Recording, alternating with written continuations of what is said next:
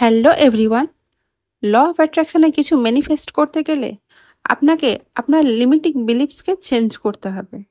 আপনার নিজের অজান্তেই হয়তো আপনার মধ্যে এমন অনেক সেলফ লিমিটিং বিলিফস আছে যেগুলো সারাদিন আপনার মধ্যে চলতে থাকে, মানে আপনার চিন্তা ভাবনায় চলতে থাকে, আর সেগুলোই অ্যাফার্মেশনের মতো কাজ করে।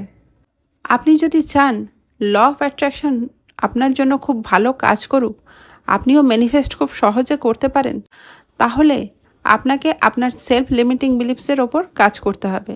সেগুলোকে আগে আপনাকে আইডেন্টিফাই করতে হবে।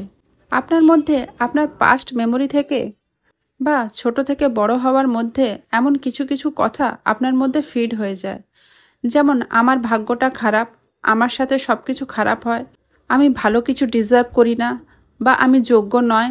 যখন আপনি দিনের পর দিন আপনার মনের মধ্যে এই সেলফ টকগুলো করতে থাকেন, তখন এগুলোই আপনার জন্য অ্যাফার্মেশনের মতো কাজ করে, আর আপনার মাইন্ড সেইভাবেই রিপ্রোগ্রাম হয়, যার ফলে আপনি সেই রকম পরিস্থিতি বা ঘটনাকেই আকর্ষণ করেন, আর সেগুলোই আপনার সাথে ঘটতে শুরু করে। আপনি নিজের সেলফ লিমিটিং বিলিফসকে চেঞ্জ করতে চাইলে আগে সেগুলোকে আইডেন্টিফাই করুন যে কোন সেলফ লিমিটিং বিলিফসগুলো আপনাকে নেগেটিভিটি দিচ্ছে। যখন আপনি সেই সেলফ লিমিটিং বিলিফসগুলোকে আইডেন্টিফাই করলেন, এবার সেগুলোকে রিপ্লেস করুন কিছু পজিটিভ অ্যাফার্মেশন দিয়ে। আপনার যে সেলফ লিমিটিং বিলিফস আছে তার অপোজিট বলে আপনি সেগুলোকে রিপ্লেস করতে পারেন, যেমন আমি সব ভালো ডিজার্ভ করি, আমি খুব ভাগ্যবান, আমি সব কিছু ভালো পাওয়ার যোগ্য। এইভাবে যখন আপনি বলতে শুরু করবেন, তখন আপনার মাইন্ড ধীরে ধীরে রিপ্রোগ্রাম হবে। কিন্তু তার জন্য আপনাকে প্রথমেই আইডেন্টিফাই করে নিতে হবে আপনার সেলফ লিমিটিং বিলিফসগুলোকে। আর প্রত্যেকবার আপনি যেটা ভাবছেন সেটা কনসিয়াস হয়ে ভাবুন।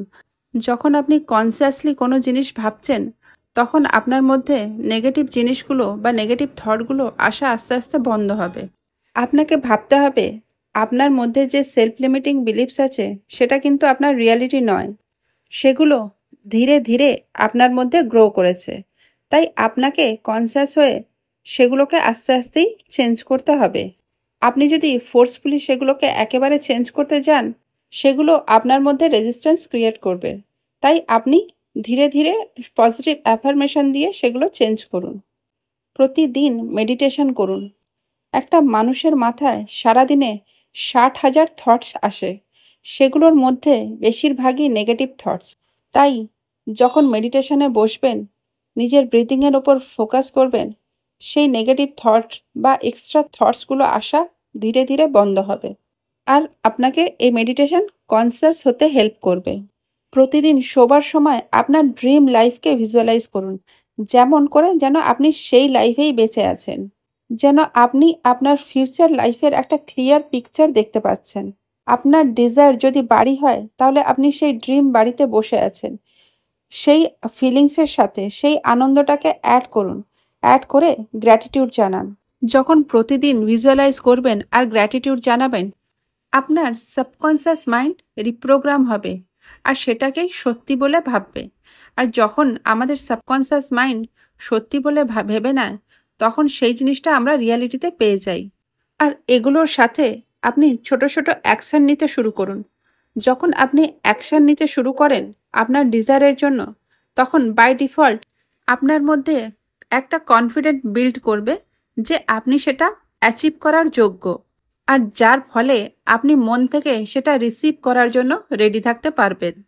আজকের জন্য এটুকুই। এই টপিকে নতুন নতুন ভিডিও দেখতে চাইলে আমার চ্যানেলটি লাইক করুন, কমেন্ট করুন, সাবস্ক্রাইব করুন। আর আমার ভিডিও এত দূর দেখার জন্য আপনাকে অনেক অনেক ধন্যবাদ।